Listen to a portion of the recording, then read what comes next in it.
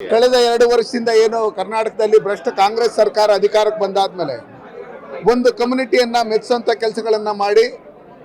ಕರ್ನಾಟಕ ರಾಜ್ಯದಲ್ಲಿ ದೇಶ ಪ್ರೇಮಿಗಳನ್ನ ಮತ್ತೆ ಹಿಂದೂ ಪ್ರೇಮಿಗಳನ್ನ ಕೊಲೆ ಮಾಡೋದ್ರ ಮುಖಾಂತರ ಇದರಲ್ಲಿ ಕಾಂಗ್ರೆಸ್ ಸರ್ಕಾರನು ಕೈವಾಡ ಇದೆ ಅಂತೇಳಿ ಸುಮಾರು ಜನಕ್ಕೆ ಮೇಲ್ನೋಟಕ್ಕೆ ಗೊತ್ತಾದಂತ ಸಂದರ್ಭದಲ್ಲಿ ಮತ್ತೆ ವಿಧಾನಸೌಧದಲ್ಲಿ ಪಾಕಿಸ್ತಾನಕ್ಕೆ ಜೈ ಅಂತ ಹೇಳೋದ್ರ ಮುಖಾಂತರ ಇವರು ಯಾರ ಜೊತೆಲಿ ಇದ್ದಾರೆ ಈ ದೇಶದ ನೆಲ ಜಲ ಪ್ರತಿಯೊಂದನ್ನು ಅನುಭವಿಸಿ ಪಾಕಿಸ್ತಾನ ಏಜೆಂಟ್ಗಳಂತೆ ಈ ಕಾಂಗ್ರೆಸ್ ಸರ್ಕಾರದಲ್ಲಿ ಇರ್ತಕ್ಕಂಥ ಸಚಿವರು ಮತ್ತೆ ರಾಜ್ಯಸಭಾ ಸದಸ್ಯರು ವರ್ತನೆ ಮಾಡ್ತಾ ಇರ್ತಕ್ಕಂಥದ್ದನ್ನ ನೋಡಿದ್ರೆ ಮತ್ತೆ ಹಿಂದೂ ಹೋರಾಟಗಾರರನ್ನ ಗಡಿಪಾರು ಮಾಡ್ತಾ ಇರ್ತಕ್ಕಂಥದ್ದನ್ನ ನೋಡಿದಂಥ ಸಂದರ್ಭದಲ್ಲಿ ಕಾಂಗ್ರೆಸ್ ಅವ್ರ ಮೇಲೆ ನಮ್ಗೆ ಮೊದಲಿಂದನೂ ಡೌಟ್ ಇತ್ತು. ಮತ್ತೆ ನ್ಯಾಯಾಂಗ ತನಿಖೆ ಕೊಡ್ತೀರಿ ಅಂತ ಹೇಳಿ ಅವ್ರದೇ ನಾಗಮೋಹನ್ ದಾಸ್ ಅವರು ಏನು ಕಪಿಮುಷ್ಟಿಯಲ್ಲಿ ಸಿಕ್ಕಿರ್ತಕ್ಕಂಥ ತನಿಖಾಧಿಕಾರಿಗಳು